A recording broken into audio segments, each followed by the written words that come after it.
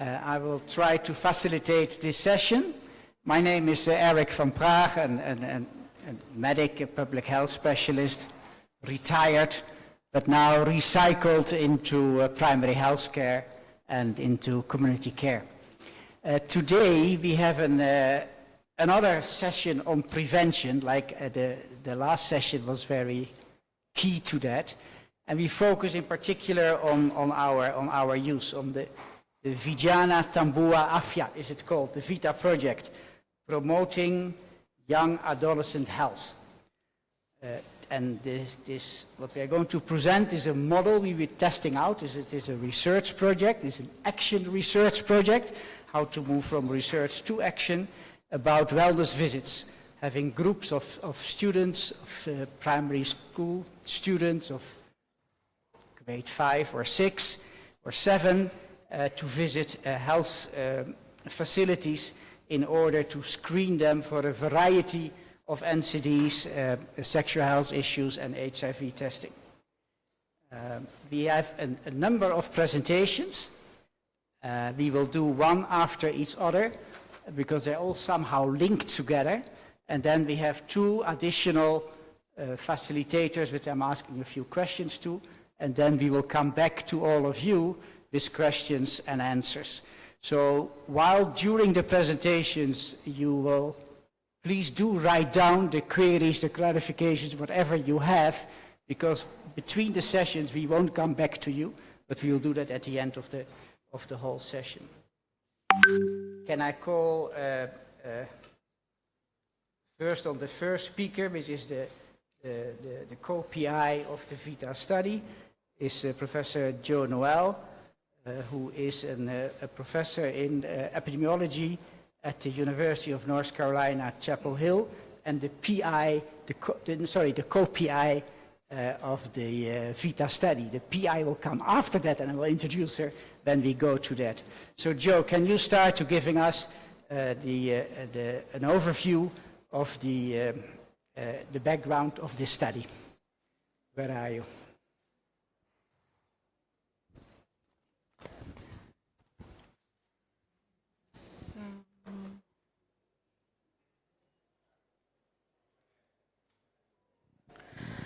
Morning, everybody. I know folks are coming in. So as Eric mentioned, I'm Joy-Noel Baumgartner, and we are a large team. It's actually one presentation, and we're taking turns on different parts of it because we have a lot of really interesting content to share with everybody. More information about all of us is actually in your booklets if you want to hear our full bios, but all of us on this slide will be coming up at different points. So I'll be giving a bit of an overview about why the focus on adolescent health in Tanzania and a bit about the summary of our intervention and study design, and then the rest of our team will be talking about different components of our wellness visit model, including puberty, vision, dental, nutrition, mental health, HIV, reproductive health, and then getting into some of the financing, who's going to pay for all this, and then after the facilitated discussion.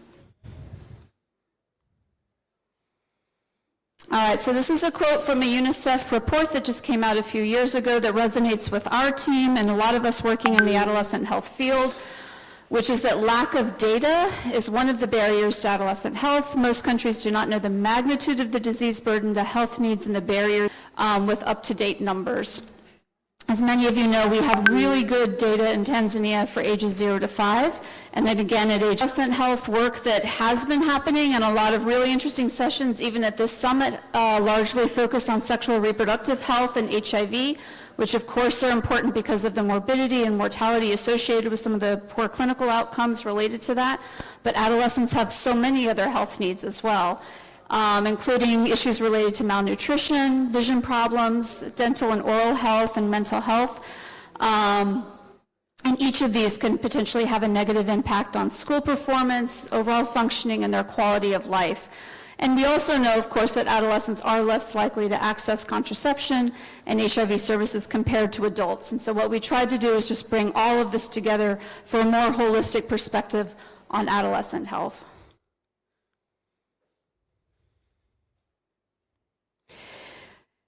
In particular, we were interested in HIV testing and counseling as sort of the first component of the cascade of HIV care.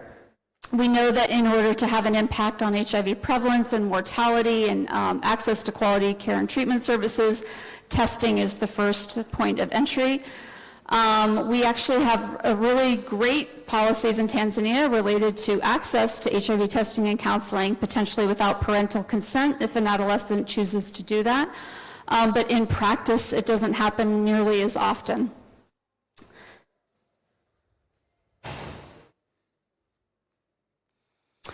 So as I mentioned before, on HIV, adolescents less likely to test than adults. Young women have a higher HIV incidence than men. Testing delays also lead to treatment delays. Young people are less likely to be virally suppressed compared to adult populations. And then for pregnancy, related to the national goals on reducing unintended adolescent pregnancy, lots of room for improvement on reducing those numbers, including more access to more increases in condom use to prevent both HIV and unintended pregnancies, as well as contraception more broadly. So adolescents don't live alone. They're in communities, they're in families, they're with their peers, their friends, and we know that adults have a huge influence on adolescent behaviors. So a lot of our work was trying to design something that was going to be collaborative with parents and teachers, knowing that they play such a huge role on adolescent health behaviors, and that we had a lot of qualitative data, and there's a lot in the literature about how parents and families have a lot of trust often in teachers, and so they can be a valuable partner and resource in supporting their adolescents.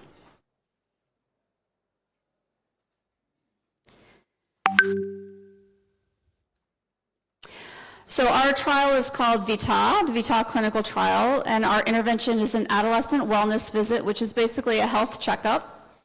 It is based on existing evidence-based health screenings and information, and all we did was package it and put it all together for Standard 7 students. It's very similar to the under 5 child wellness visit, it's just that we're doing a slightly older age group. But we were trying to figure out the best platform to deliver this, and our model is clinic-based, but school-facilitated. So what that means is that the students were given the information, as well as their parents, about the wellness visit in the school setting, but the actual clinical encounter happened at the clinics, and they would go in groups from the school to the clinics in order to get these checkups. And again, we didn't create any of the policies, the services, the guidelines, the standards. They were actually all there already. All we did was pull them all together into a more cohesive model. So the details of the intervention itself, again, a lot of school involvement and parent and adolescent communication, which was anchored in a discussion about puberty education. But basically, when a group of students, like 6 to 10 students, would walk with a health teacher over to the school for their health checkup during the school day, they would get a check of their vital signs, BMI, the MUHAS, the mid-upper arm circumference. There would be a screening on whether they were experiencing any dental pain or oral pain, mental health screening. We did a vision screening where the teachers actually helped deliver that part of the screening. It was the smell and eye chart. Everybody was given information about HIV, information about contraception, and then HIV testing was optional. And we'll talk about those results a bit later. Well, all of those results in just a minute. So this is another way to sort of visualize it. We started with the school. So let's say there was an entire class of Standard 7 students. They would be broken up into smaller groups, maybe over the course of a week, and the school health teachers would walk them in groups to the nearest public health facility, which was never more than 1 kilometer away. So it didn't take that long to walk together. They would go, the teacher would wait with them until everybody in the group finished their checkup, and then they would all walk back to the school. So they were always under the supervision and support of the schools. But the relationship between the schools and the clinics was quite strong. We even did our trainings with staff from schools and clinics together so that that relationship was already there. Some parts of the wellness visit could be done, it's not a little bit on the visual, on the outside area of the clinic. These were dispensary level for the most part.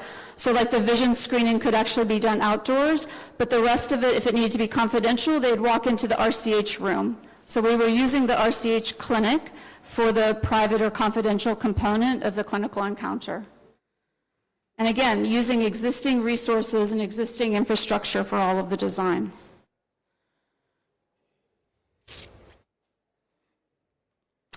I think I had mentioned before, we did intervention training. We worked in 2 districts, Bagamoyo District and Kinondoni, and we were using national adolescent-friendly reproductive health and HIV guidelines on how to conduct services as well as additional screenings. And for a lot of the nurses, they had had some of this training years ago. Some of them just needed a refresher, needed to sort of put it all back together. It was sort of a mix of backgrounds and experiences. But all of our trainers were actually district level officers. So the district nutrition officer, district HIV, like we brought in and used all of the government folks for the trainings, as well as some of our national trainers who you're going to hear from one later on our panel. So again, leveraging and collaborating with all of the local governments on that training component. And then the health teachers who were doing the escorting, we brought them into the same training because they wanted some of that same information at the same time.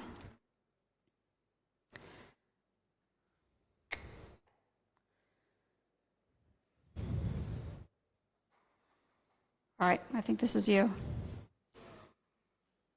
This is this is my co-PI. Thank you very much. This was the why and the how.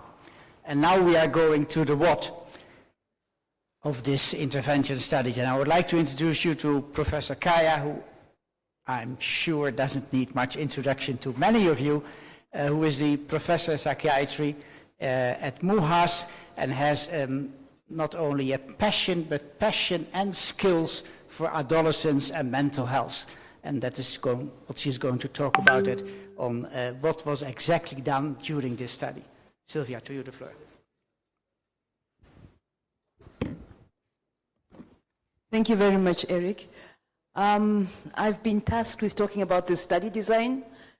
It's a 6-year project that is funded by NIH, and we're in the final year of this project.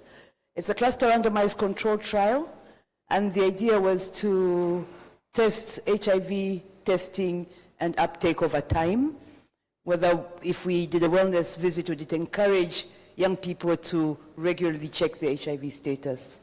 We had 4 rounds of survey data with adolescents, so we enrolled 1,095, and we did focus group discussions as well as individual interviews with adolescents, parents, health providers, school, and other key stakeholders.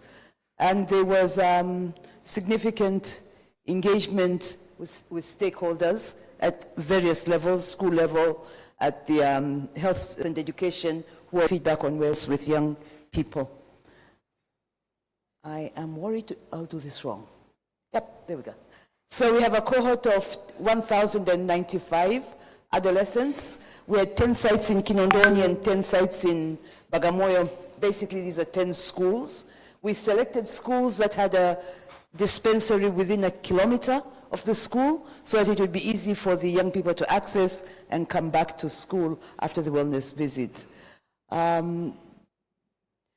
With the 10 sites in Kinondoni, 5 were intervention sites and 5 were control sites, and likewise in Bagamoyo.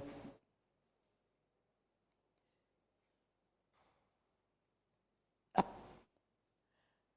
Did I go back? I think so. So this is the timeline for the quantitative data focus. The intervention, the first data collection occurred immediately after the intervention. So they went to the clinic, had the wellness visit, and immediately had data collected on them as baseline. Follow-up was done after about 12 months, and the second follow-up was done after 18 months, and then the final Endline survey is something that we've just completed. The kids were first seen in the final year of primary school, so they were around 13 years, and at Endline, the mean age was about 16. So we had 1,285 eligible standard 7 students in the 20 schools. 85% were enrolled in the study, almost similar females and girls and boys.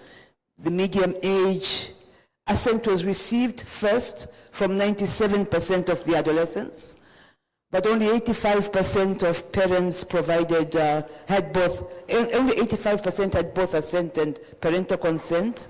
There were about 15% of parents who did not consent on their participation. And among these, half of them declined, but the other half were just not reachable to be able to provide the assent. So this is, if we're looking, we're going to give very brief summaries of what we found at baseline, where we had 1,095 adolescents. Experience of physical, emotional violence in the past year was reported by about 4%. We used the PHQ-9 adapted for adolescents to actually screen for depression, and moderate to severe depression was present for 1%, and moderate to severe household hunger in the past month, 8%. About 6% had ever received an HIV test prior to this study, and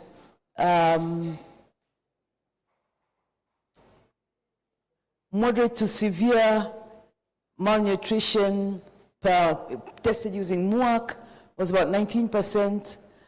Dental pain was very important, was about 13%. You'll see later on that many of these adolescents who reported dental pain also reported insomnia because of the pain during the night, which might have implications for learning. Visual problems are detected in 18%.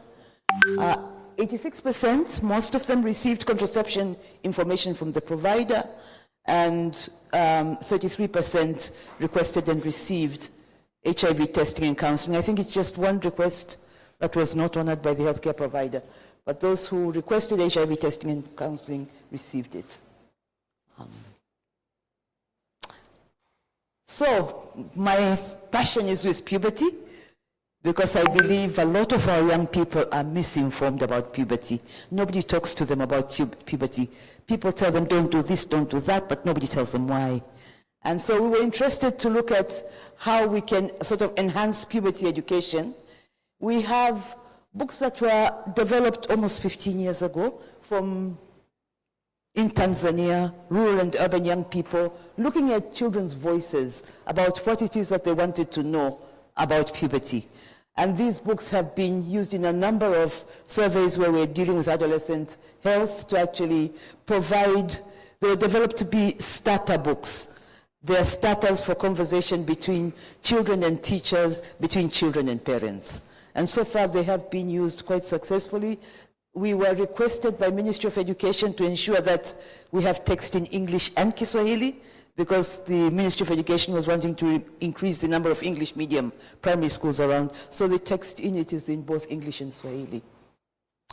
So we distributed these books about a couple of weeks before the baseline, the baseline survey and the wellness visit. And we wanted to know how they'd used the book. So 98% of girls and 92% of boys said they read the book. About 40% of girls, 39% of boys discussed topics with others in the book. 36% and 35% asked questions.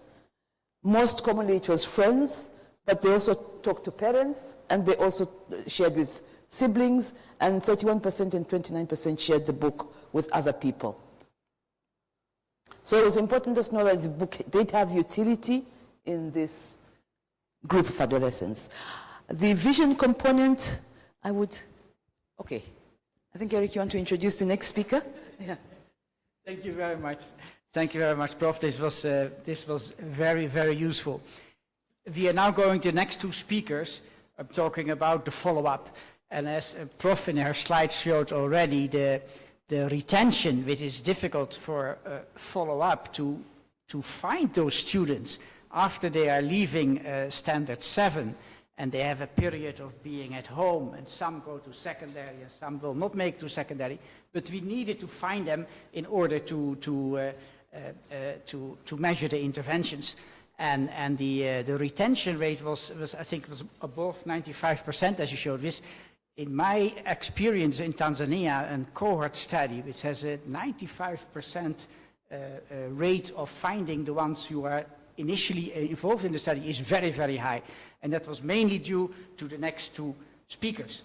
Rachel Jarrett is, where are you here, is a clinical psychologist with MUHAS and was a key person. Also, by the way, she is a lecturer at MUHAS in the Department of Psychiatry, and was really key in the follow-up and organizing and measuring the different interventions. So she will talk about the vision and the dental issues.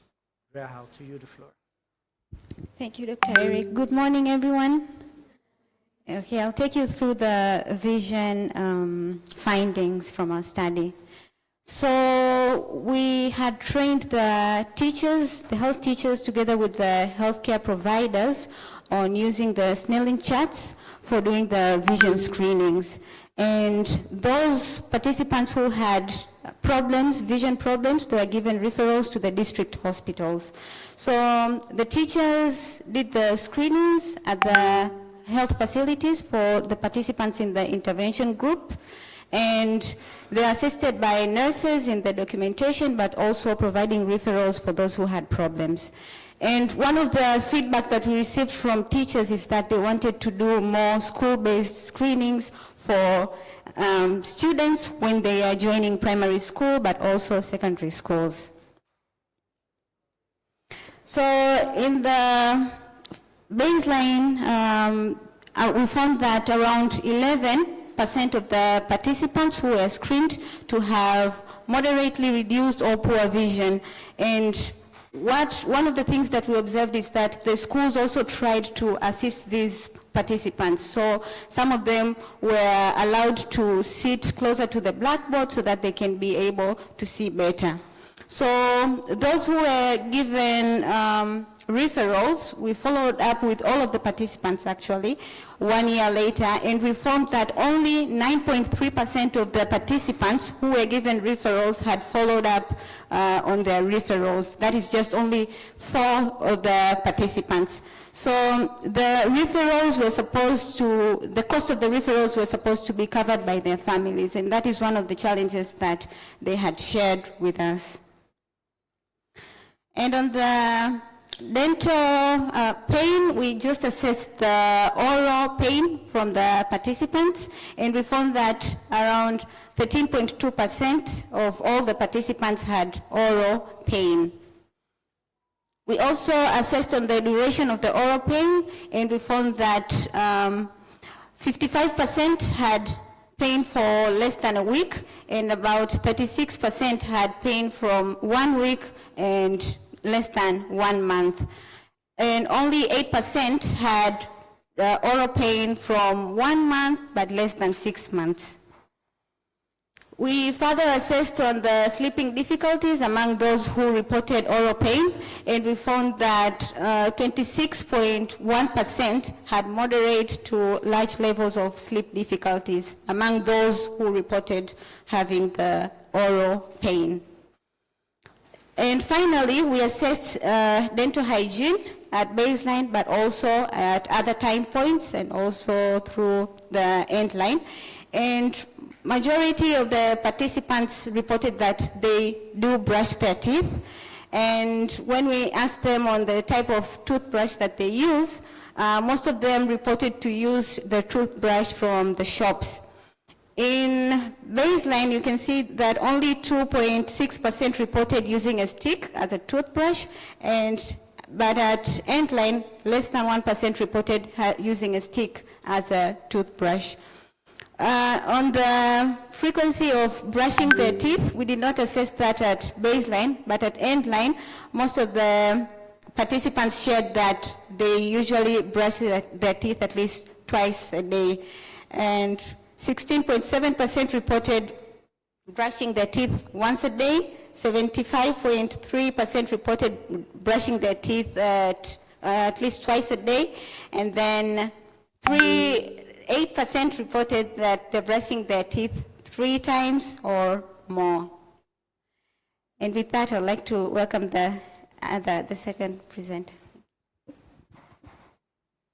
Thank you, Rachel, for these findings. Very important. Now we'll go to the next set of findings, and the presenter will be Isaac Lema, who is the clinical psychologist and teacher at MUHAS, and he is the co-investigator in this study and was really key in making sure that all the things in the 2 districts happened at the time and in a proper way.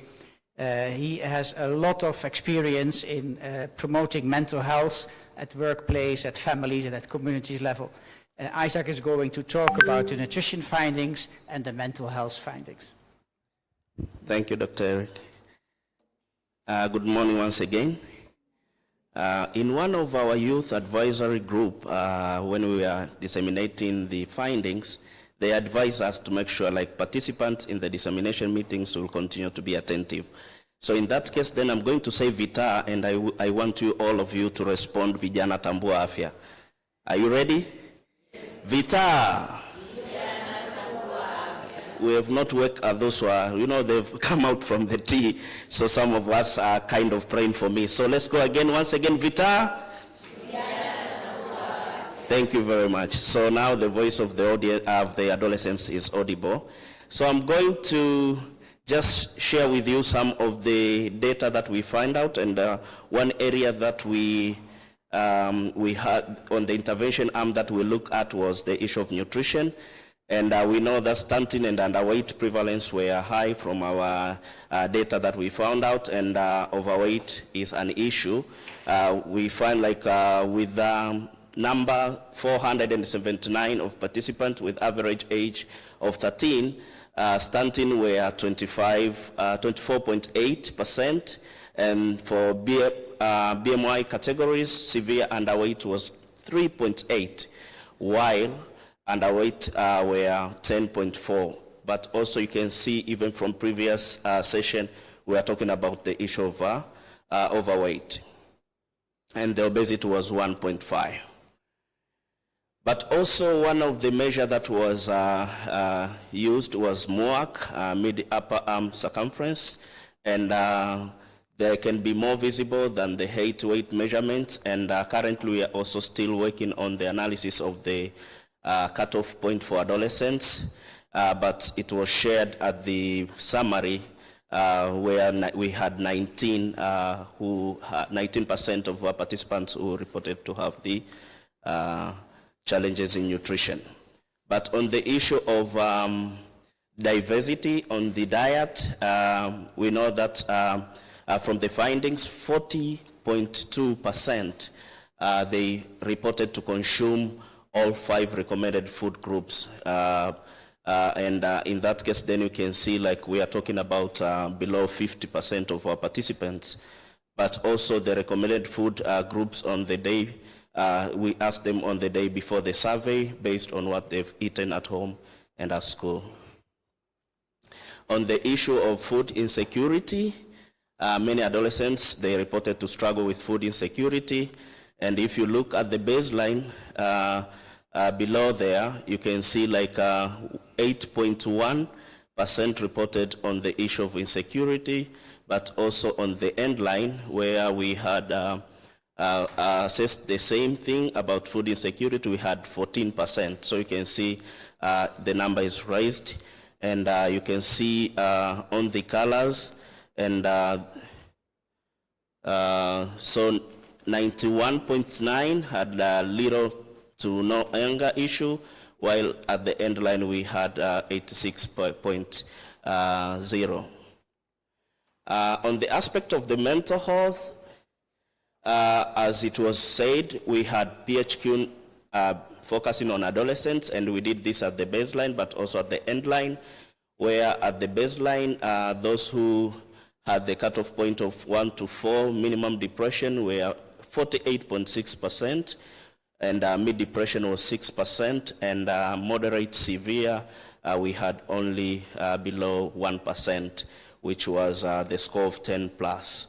But at the end line, the minimum depression was 50%, mid-depression 4%, while also the moderate to severe were below 1%.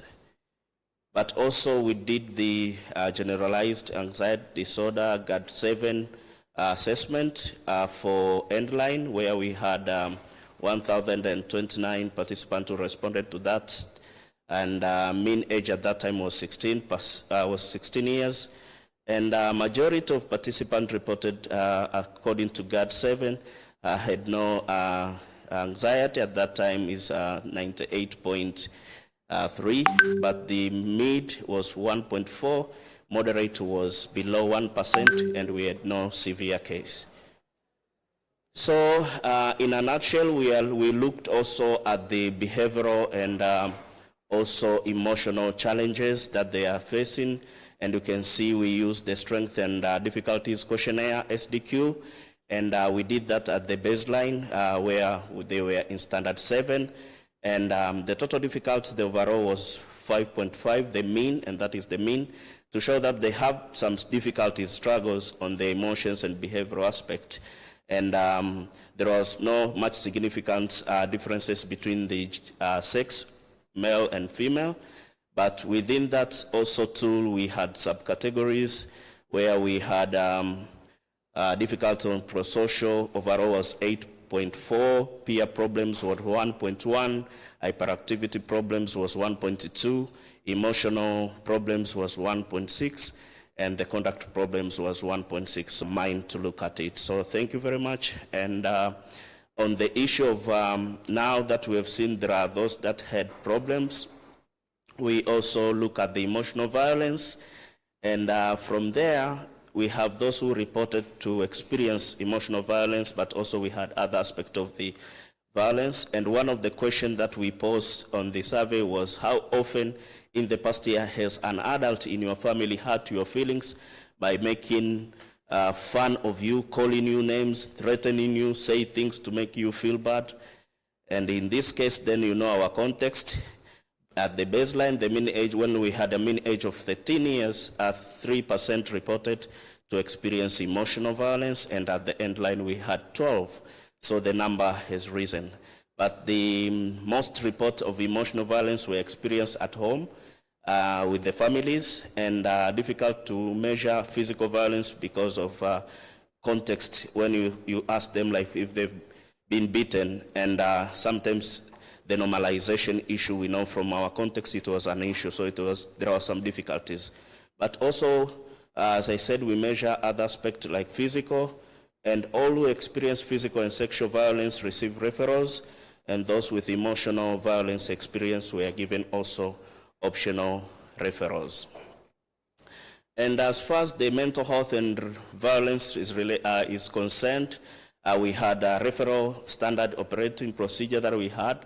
Like all mental health, like referrals were required for adolescents with moderate and severe depression for mental health, but also for those who had endorsed active suicidality. And we linked them to the district hospital or social welfare sector. So the cumulative number of those who were referred for depression or suicide ideation without imminent risk, as per clinician assessment, were 22.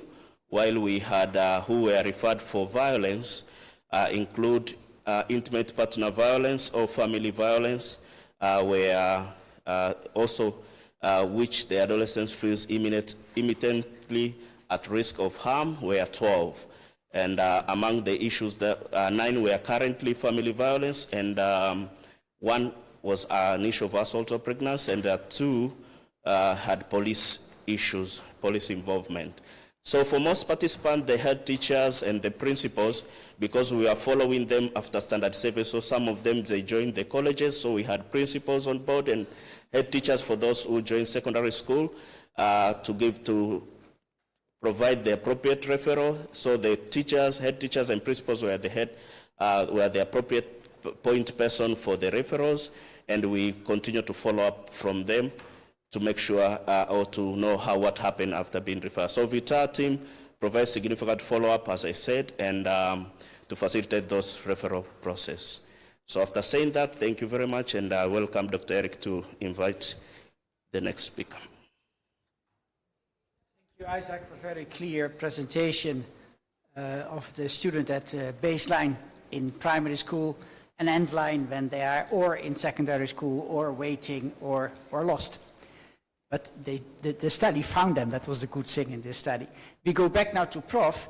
and Professor Kaya and inform us on the difference during baseline and end line as far as contraception and HIV testing is concerned. Prof, to you. Thank you, Eric.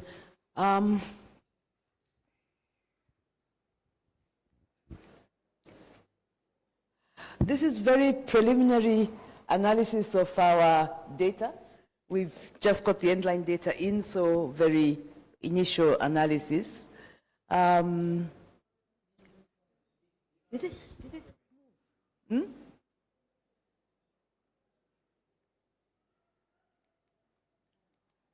Yeah. Right. So we looked at the contraception knowledge questions asked before the Adolescent Wellness Visit for the baseline survey. And what we found was that the majority, that is 86% of adolescents, reported provider giving them contraception information at baseline. And this was really great because per policy, adolescents can access contraception services, and it was great that this was provided by healthcare providers.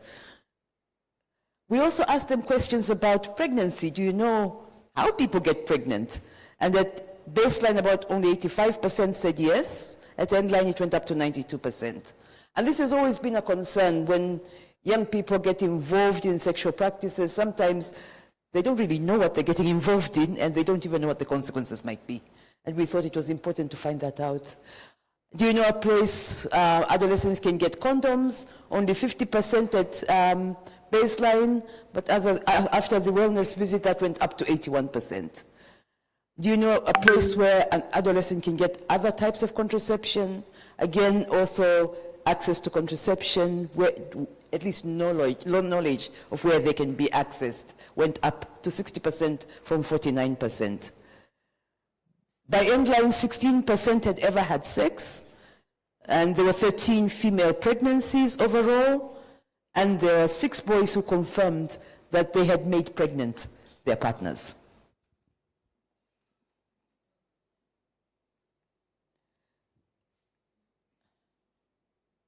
What am I doing again? I'm sorry. Umri. So, we looked at a request for HIV testing and counseling. 33% had received an HIV test. And the correlates of HIV testing and counseling seem to be being aware that your peer has also tested. So if your peer has tested, it encourages you also to test. And also having lower perceived risk of having HIV. And this is something we see in all studies with adolescents and HIV. Perception of risk is usually very low. The fact that they might be at risk of getting HIV is low. Yeah. So when they were asked why they requested the test, nearly all said they just wanted to know the HIV status, which from a public health perspective, that is good. And it is something, we want more adolescents to actually screen and know the HIV status. Most of them perceived themselves not to be at risk. Only 9% said they had some risk, and this aligns with what we expect in this particular age group.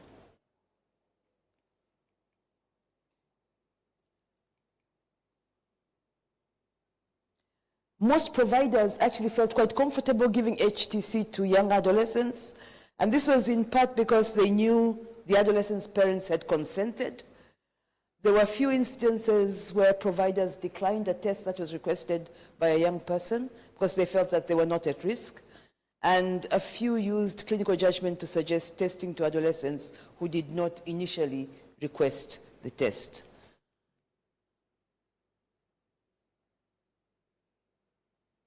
And I will hand over to people who know more about economics to give the results on the who would pay and what was the willingness to pay.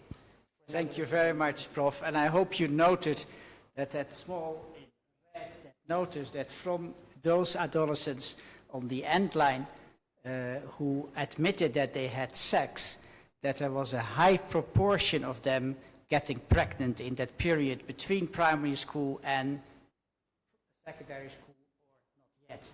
And that was very high. That was, I think, 30% of those who had sex became pregnant, so which is a very high pregnancy rate.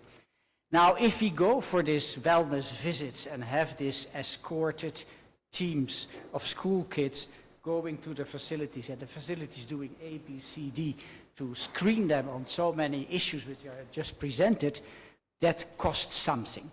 And we are lucky to have Happiness Saronga with us, who was the health economist involved in this study, and she is a teacher at MUHAS, at the Department of the School of Public Health, and a senior lecturer there, and involved in these studies to look at it, what does this all cost if we want to go from research to action, and make this an implementable intervention.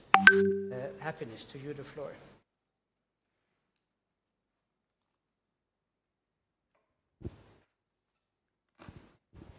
Good morning, everyone. I hope we are all happy and healthy. Okay, so I am the money lady for the intervention, and I'm going to speak on the costing and willingness to pay part of the intervention. So on costing, we wanted to know what would cost to deliver the intervention, and this is in terms of time, but as well as the monetary cost of the resources that we use.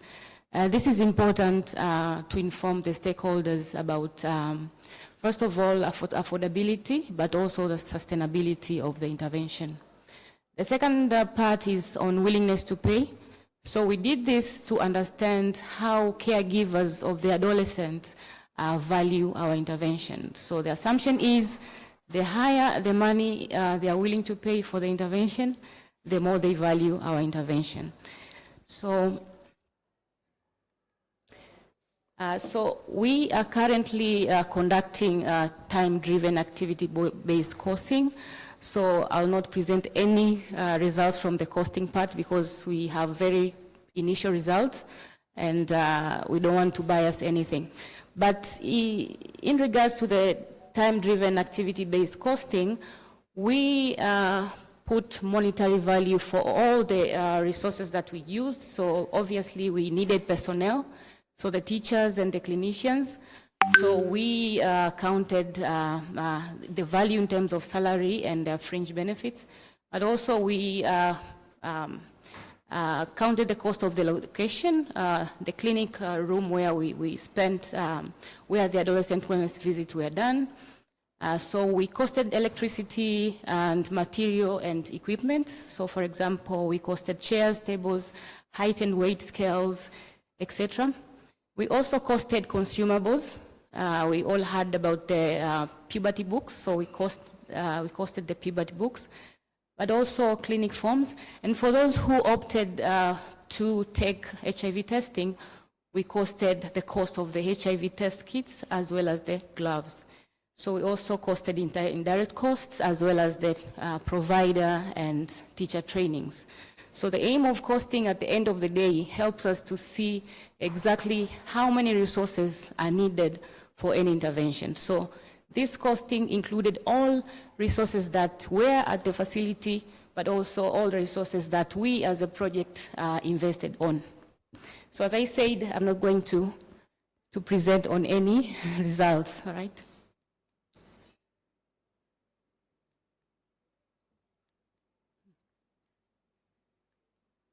Okay, so, and in terms of time, we wanted to know how many minutes or how long it took for each of the our model's components to happen. So we had 5 categories of components. The first one was on registration. So registration took on average 1.5 minutes, and we see the ranges there. Vision screening and anthropometric measurements took an average of 2 minutes each. And then we have a larger group of services, about 8 services that were done in a private area. And this took an average of 18 minutes with a wide range of time.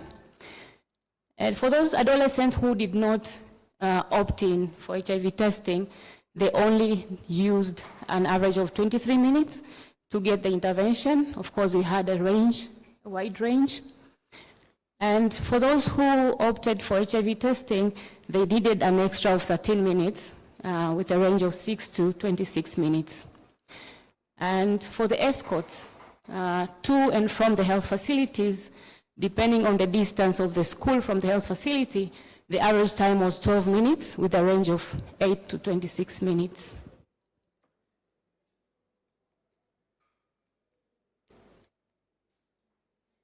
Okay, so that was the first component, which was on costing. The second one is on caregiver willingness to pay. So this study was done qualitatively.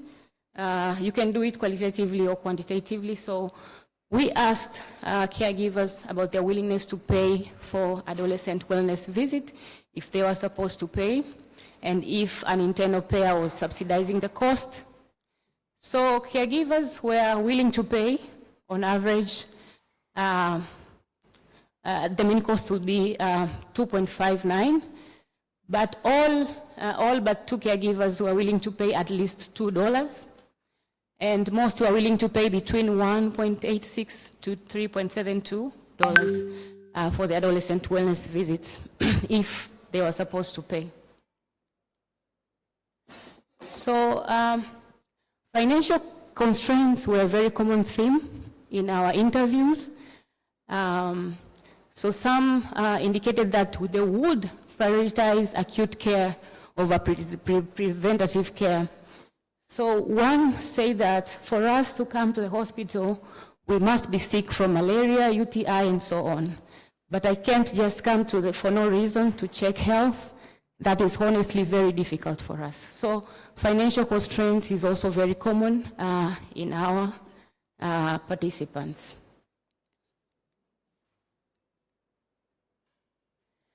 Okay, so in terms of key takeaways for our study, for all the presentations that we have a chance to hear, I'm going to summarize the key takeaways from all the presentations here.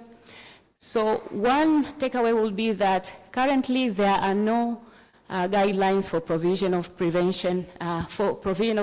preventative primary care for adolescents, and that school-facilitated adolescent wellness visits is supported by most caregivers, and they believe that it would address most of unmet adolescent primary preventive care needs. And we believe that prevention-focused care could mitigate future costs in terms of acute and chronic diseases, and that almost all caregivers were willing to pay something, so it means that they valued our model. And of course, we did not get a chance to see the detailed costing results, but at the moment, our preliminary findings have shown a moderate cost for our intervention from the health sector perspective. So that was all in terms of the presentations. Now we are moving forward to the facilitated discussion with the panel and speakers. And to do that, I'm going to present 2 panelists who will come forward to the stage. So our first panelist is Dr. Zuhura Majapa. She's an assistant medical officer. She has a PhD in health management, research and methodology, and evaluation of change. She's a freelancer. Meanwhile, she's also working with the Ministry of Health as a national trainer in adolescent and youth reproductive health for over 20 years. Dr. Majapa, please welcome to the stage.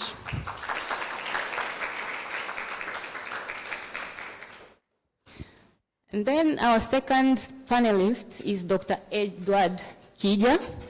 We are sorry that the surname is not showing, it's not bolded, but he's a very common face among us parents. So Dr. Kija is a senior lecturer and a consultant pediatrician, a consultant pediatric neurologist from the Department of Pediatrics and Child Health at the Muhimbili University. Welcome. So,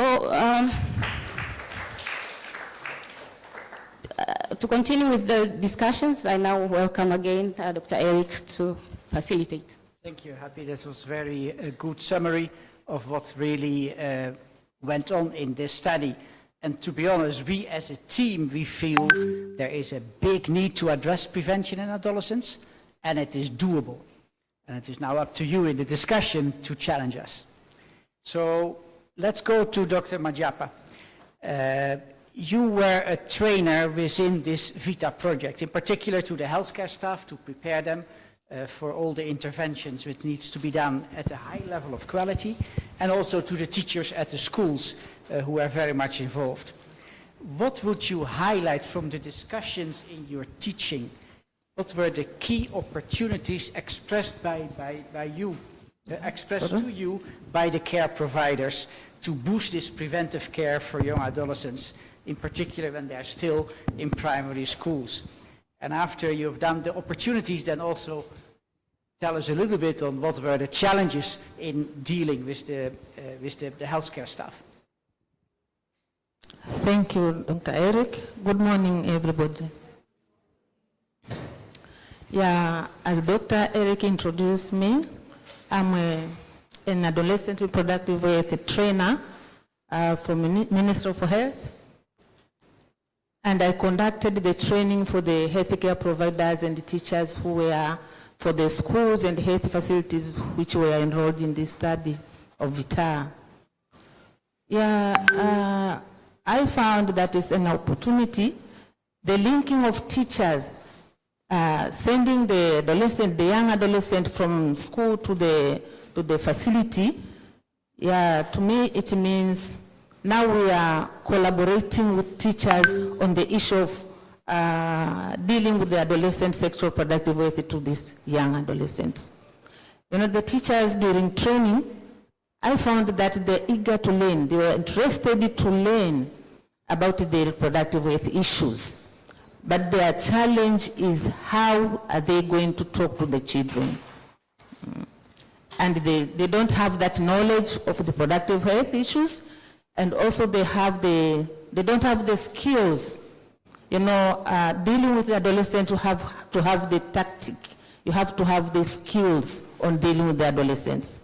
An adolescent may have the problem, reproductive problems like STI or other infections, and come to the facility or to the health teacher at the school.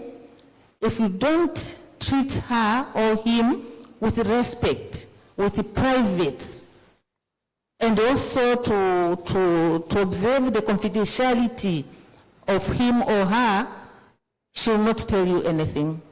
And sometimes during training, I was telling the healthcare providers, especially we doctors, when the queue is very long there, and when the patient goes out, you look out how long is the queue. And if we found this, many of them are just the young adolescents, and then you tell them, you can enter three of them, 4 of them. If you don't observe the privacy, they all tell you that I'm having headache, I'm having headache, I'm having headache. You prescribe your paracetamol, and you just go away and throw it and go and ask the peer on what to do. Therefore, I had the time to meet the teachers and tell them the skills on how to deal with these adolescents. And also, the healthcare providers, they had the basic skills, the knowledge on reproductive health during their training at college and universities. But the issue is also the skills and the negative attitude they are having on saving the children. I find they are talking about the infrastructure at the health facilities in our, especially public health sectors. They don't have space. We are crying for privacy when you see the adolescents, but they don't have space to say a provider and an adolescent and speak, observing the audio-visual privacy. That was the challenge. And also the skills on how to talk to the adolescents was also an issue to the healthcare providers also. And they told me, we have the shortage of staffs and have to conduct a clinic from morning to afternoon. And then after the afternoon time up to evening, I have to see the adolescent. Therefore, and I'm just paid the salary. There's no money to pay me for the overtime. That also was the challenge they are having. But after the training, I found that the providers now are having the positive attitudes, and they know that it is their responsibility to tell these adolescents on how to go, how to move with this world. The adolescents are our people, and they are living with us. They have the problems, many problems. We see the data is showing the mental problems there, and the nutritional issues. We need to tell them what to do. Sometimes the big problems we are having at the end, when they are adults and old age, they started at the age when they were adolescents. It's like now at your age or my age, I can't start smoking at this time. Even you can't start smoking at that time. Those who are smoking, they started early in the adolescent age, but finally they end up with the carcinoma of the lungs. Same as we know that the cancers, the etiology is not known, but we are working with the predisposing factors. We found our adolescent girls now starting having sex at a very early stage, age, and going with so many partners at a time. But end result is having the cervical carcinoma as a result of having the sex issues at early age. But if we could have merged these teachers and healthcare providers, and they can give the preventable issues, we could have saved our adolescents at large scales. We need to communicate and counsel our adolescents on the issue of reproductive health. We know that even the parents, even the professionals, they get it very difficult to sit and talk with their children. And we just talk in hiding issues. During puberty, a parent or a teacher or a healthcare provider just telling an adolescent that now you are grown up, you have already matured, if you sleep with men, you'll get pregnancy. And sometimes they get pregnant, and when you ask why, I told you don't have to do that. I said, no, we didn't sleep, we do it while we are standing. It's because the information was not given in a proper way of how to give the information. You should know the characteristics of the adolescents. If you know their behaviors, the way they deserve us to deal with them, then you can communicate and counsel them and prevent them from so many diseases they are having and other ARH problems. Thank you, Eric. Thank you very much. Highlighting in particular, yes, a round of applause, and highlighting in particular the issues of skills and attitudes. We have there to go still a long, long way to address this properly. Now we go to Dr. Nkingwa, and he is the only one here who was really a complete outsider of the study. So he came in just in his capacity as a pediatrician and dealing with neurological issues, and we asked him the following question. You as a clinician and a preventive and care pediatrician of children with neurological conditions, what would you like to advocate for the case of if a primary school care program takes off, if we have overcome all the challenges which were just mentioned, and what would you, in order to prevent neurological conditions among kids at primary school age, being that genetic, infectious or environmental issues, what would you like to see as interventions, preventive interventions, which we should think about? Thank you very much. Like you said, first as an outsider, for the invitation. It's a really privilege for me to participate in this very important study. So good morning, everyone.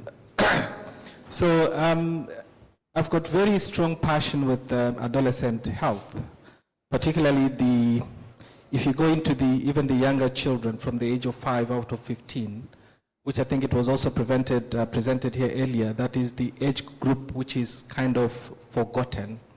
We usually talk about the under 5s. We make a lot of noise and interest and interventions for the under 5s. And then we talk about the adults. So that age group is kind of being forgotten. So I've got a bit of passion and interest into that age group.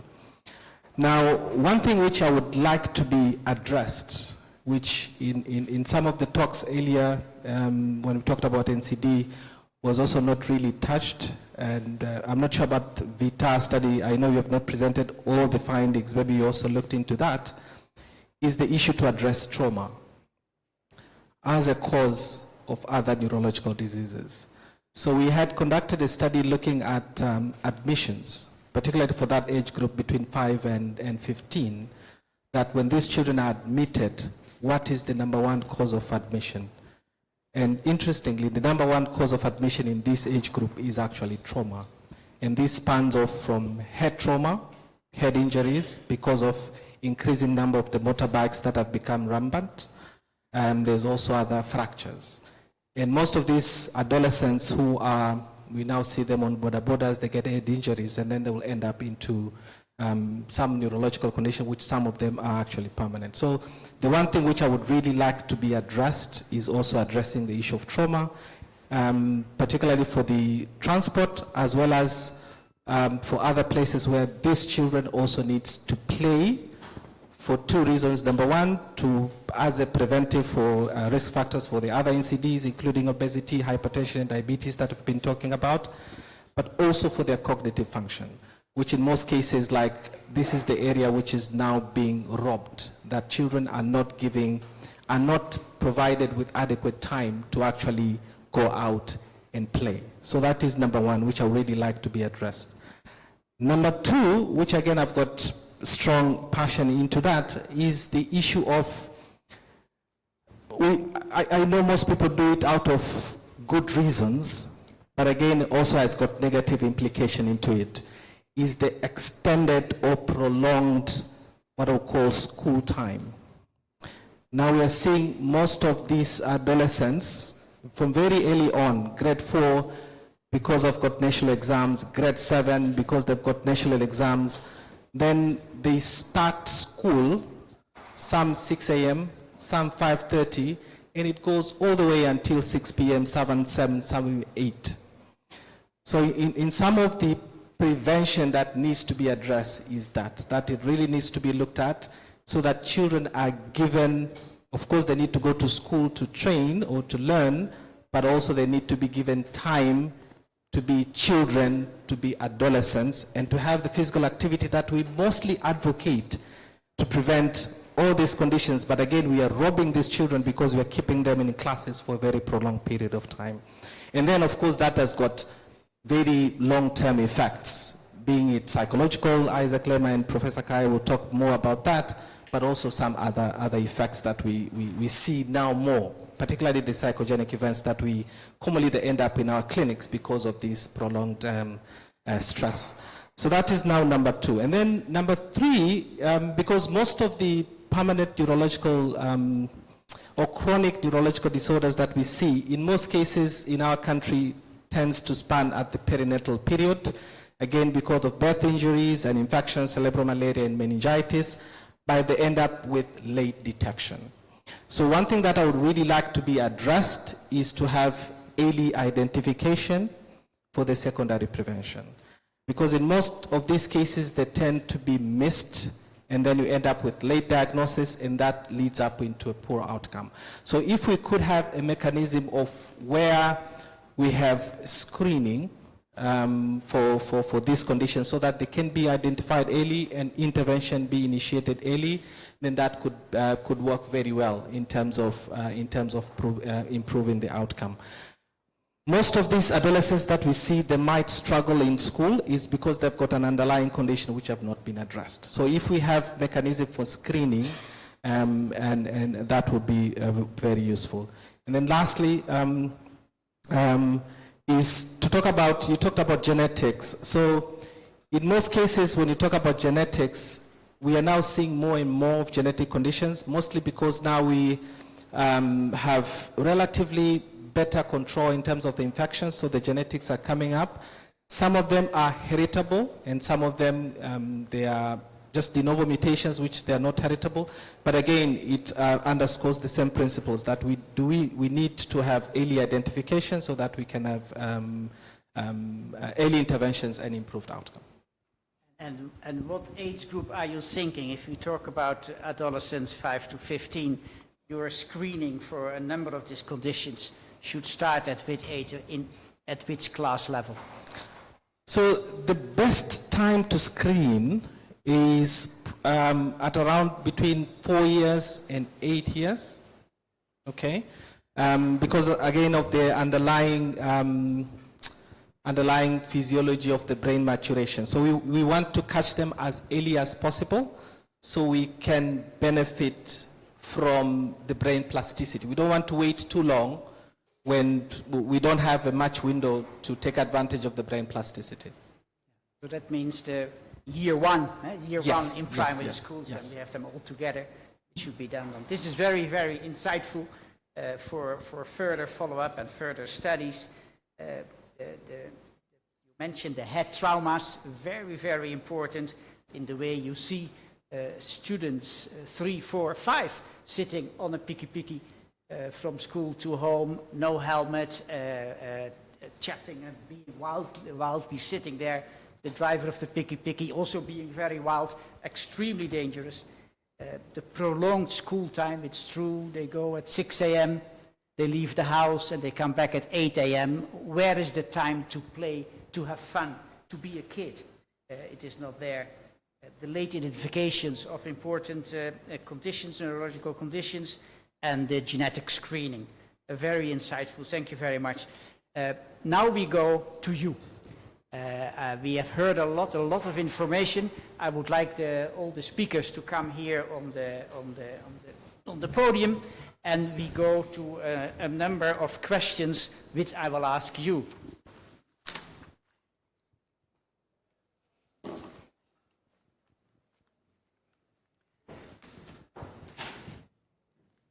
And please indicate to Deb's question that you can always email any of us, and we will find out who is the most appropriate person to give you an answer on this whole feasibility of the wellness studies. So the discussion will cover 5 main areas, and keep that in mind. If there are clarifications, ask for clarifications. This is the time to do that from each of the presenters. And what modifications would you suggest on the content of the intervention? You have seen nutritional, eye care, dental, mental, puberty, reproductive health, and now the issue that Dr. Nkia just brought in, which are very important as well. The second area is about feasibility. Do you think, and what do you think, will this preventive visits by groups of students from primary school to the nearest facility, will that be feasible to be done? This was a research setting, which is very nicely covered with everything. But how can we go to action to the Ministry of Health and Education and PRLs to make this a realistic engagement of parents, of the schools, and of our healthcare system, which will need some government support. That's the second area, feasibility. The third area we would like to have questions on is in the area of training and screening. What can be done by the facility, or could we also move certain screening aspects back to the schools? or even to the community. So how can we a little bit decompress the pressure on our healthcare system and do some of those preventive interventions, screening tests in the schools, for example? I would like to have your comment on that. The next one, this will cost money, and where will this technical and financial resources come from? Happiness, give some ideas where this could be done. This seems to be feasible, but still it has to be paid from somewhere. And somebody should monitor. We should learn by doing. And if we don't monitor, we will never learn. So we need to know to monitor these interventions, this kind of approach by our educational and health system. And who is going to do that? So these are the 5 questions. Now we have an hour or so for this set of questions. Who would like to start off? I see a hand there. Please introduce yourself and ask the question. Now we need somebody to help with the mics. Yeah, thank you.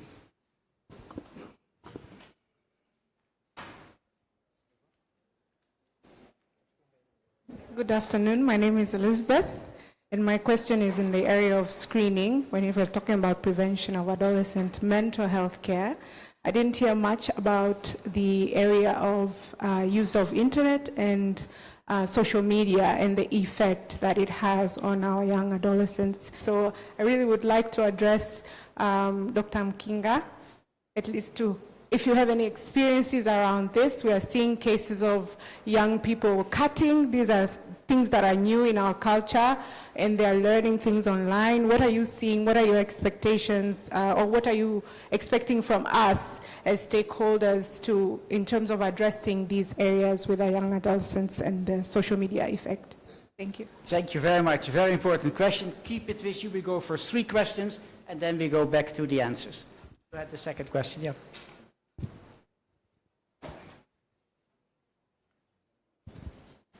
Hi everyone, my name is Waziri Ndonde from Tanzania CD Alliance. My question is, unless I missed the point somewhere, but I didn't see if you test for physical activities for those adolescents. Regarding that, we have physical activity guidelines and sedentary behavior, and there's a recommendation for adolescents. Thank you very much. So Isaac, you will pick that up. A third question. I see a hand here, madam. Thank you, Rachel Mutuku from Girl Effect HQ. So thank you for the well-articulated presentation. Mine is more of a reflection on the question of sustainability. Just some thoughts. Borrowing from other health areas, including immunization for HPV vaccination, one of the things that is clear is that for sustainability, it makes sense if we ride on existing platforms. So depending on the age cohort you're looking at, there is the school health policy. What does it say? Where can we leverage? For example, we know there's deworming, vitamin A supplementation. Between those routine checkpoints or touch points, is it possible to integrate this? Number 2, a lot of schools have clinics and nurses. Are we able to upskill this nurse who is already positioned in these facilities or in these schools to be able to do a lot of what we are proposing here? So that when you're opening, it's a calendar year, either a new cohort is coming in, this resource in the schools then is capacitated to be able to do a lot of this. Yeah. Thank you very much. Let's go to, is it related or different? If it's related, ask your question, then we go to an answer. Thank you so much for the nice presentation, and mine echo what she just said, because when you project the books, I just screenshot it and sent it to my son, who is about to go to Form 1, like it's an extra at 7. So he told me, okay, I'll read them, but we already talked to, our counselor already told us about this. So that made me think, if schools have counselors, Have you thought of make it feasible, like using them to give this education to them too? And also, are these counselors found in all the, are they like, they cut across all the education, I mean, in all schools where we have these adolescents and young ones? And what are their role in ensuring that they get this knowledge about NCDs, about mental health, about dental and all that? Thank you so much. Thank you. Prof, you will answer that. Let's start. You would like to start, George? Yeah, I have a cross-cutting comment because they're going to have all the details. And one of them is that a lot of the comments are about health education. And our team struggled a lot in the beginning to figure out how much of the health education is supposed to be happening in the schools. In their, they already have a health class. They already have the school counselors. They already have those. What things should be there versus what should be in the wellness visit. And it was TBD on some of those things. And so we did want to let you know that we struggled to figure out what things should happen education-wise in the school, and then what are the key messages that really should only be heard or maybe come from a clinician. And so we didn't present all of that complex health education stuff, but it crosses everything from trauma, injuries, social media, screenings for other issues that didn't come up. It's a much bigger question that I think everybody can answer to. Thanks. That is very helpful. You have to add something? I think Joy has said a lot. I think one of the issues is there is a need. There's a need. There's some areas where there are gaps.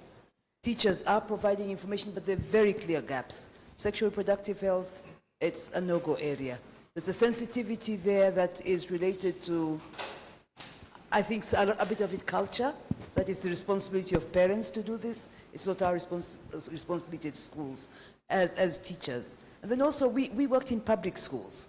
And public schools and private schools, very different. There are no nurses in public schools. So there's an issue there that we need to think about. What is the minimum that is required to allow our kids to grow and to grow in a healthy manner because they know what is good for them and what is not good for them. And that setting isn't there as yet.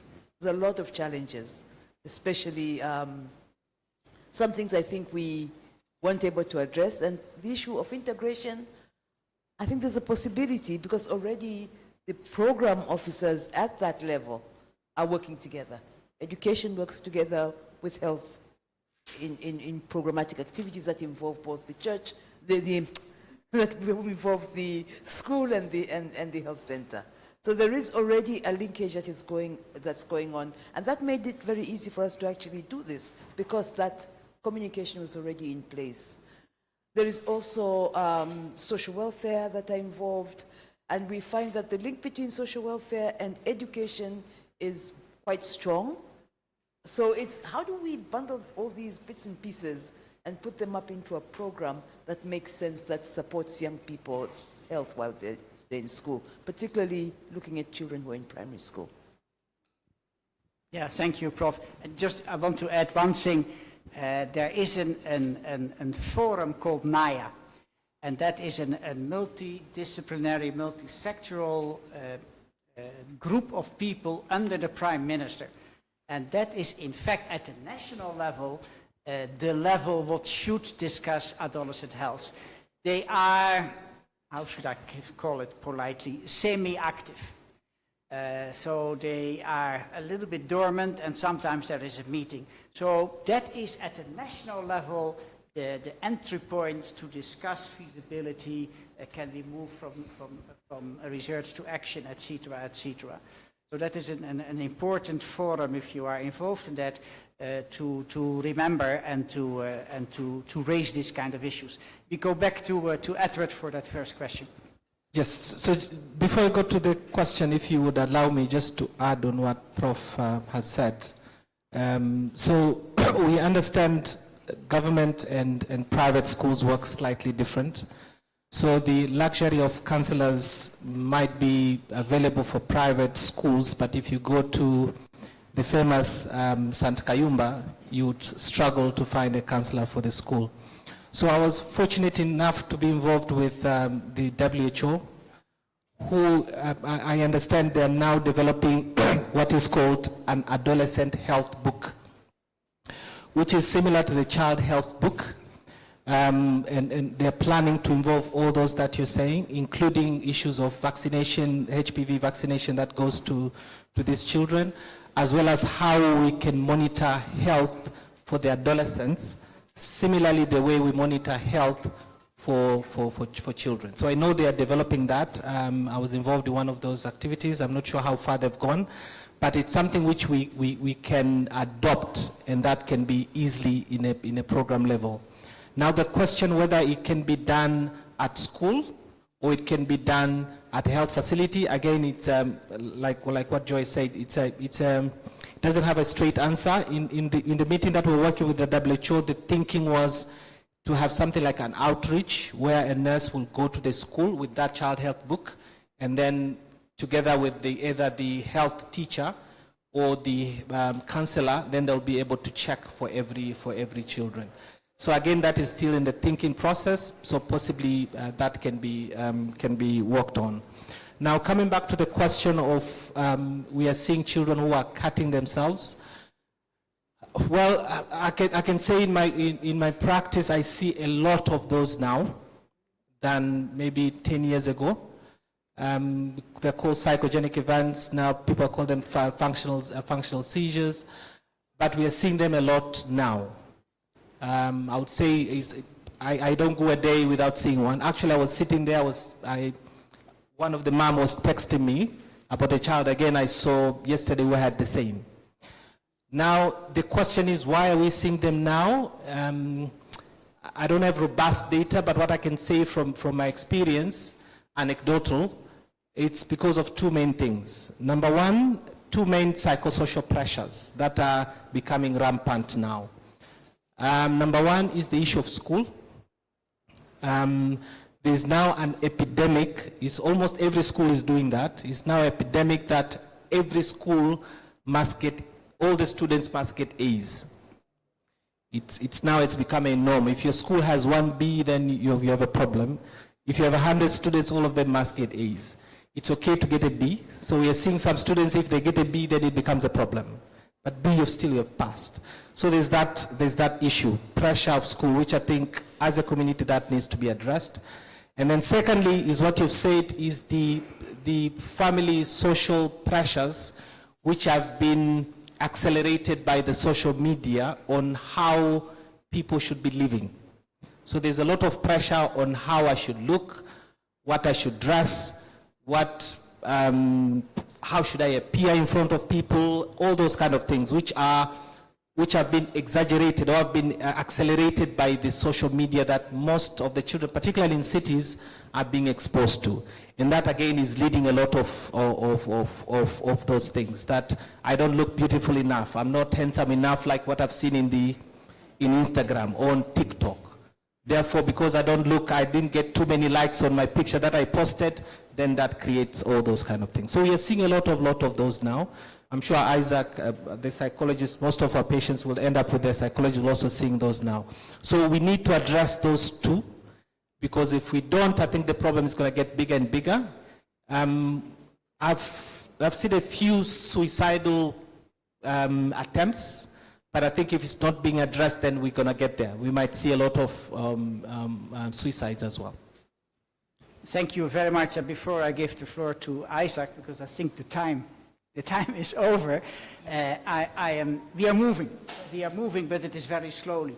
And I'm happy Andrew is here, because you can be that in between efforts by WHO, which may or may not be aware of what we are doing and what we are finding, and the other way around. We may not be aware what the WHO is developing. So this coordination and integration is crucial for the future to make this effort a feasible intervention.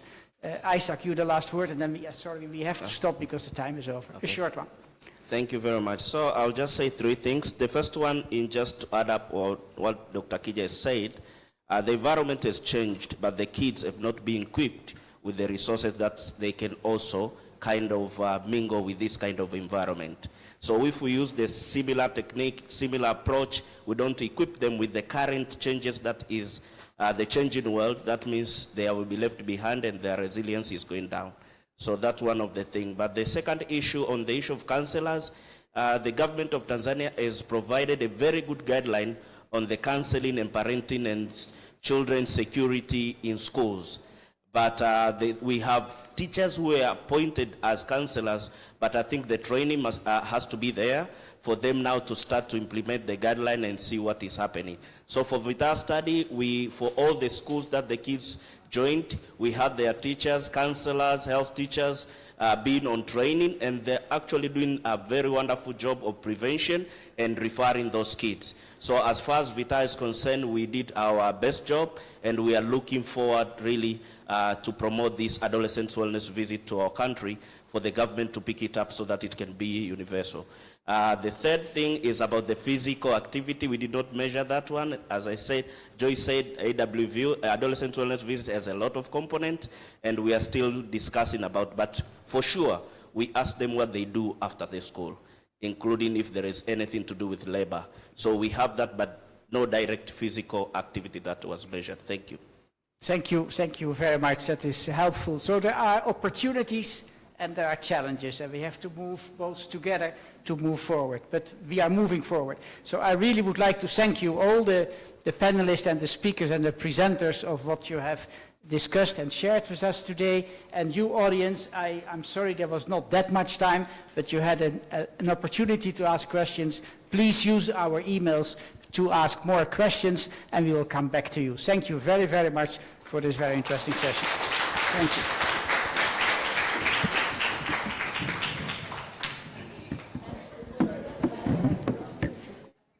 We have a few copies for adolescent books. Anybody interested, please see us. We have a few copies for the books. Yeah, please go around and give them to a few. Only one.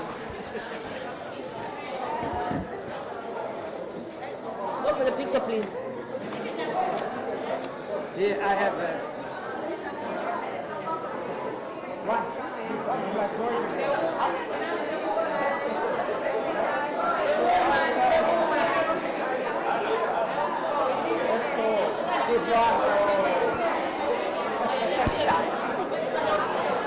I think of them outside. Huh? Outside. Sometimes on the tables. Okay.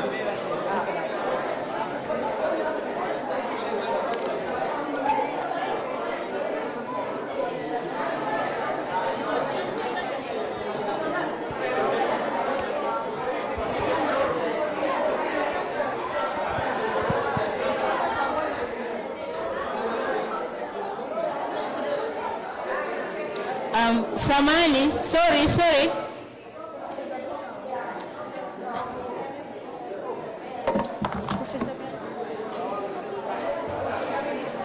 Profesa Blandina ndio yupi dada?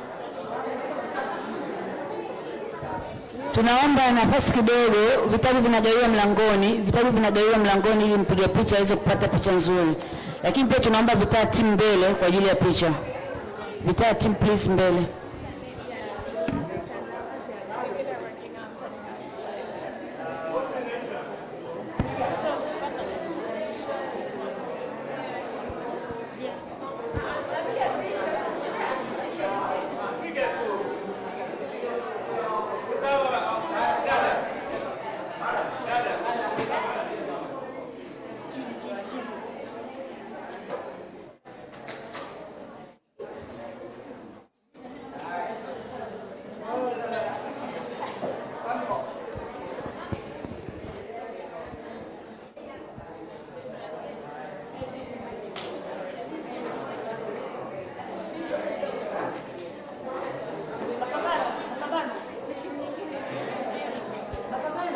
Tunaomba tutoe certificate of appreciation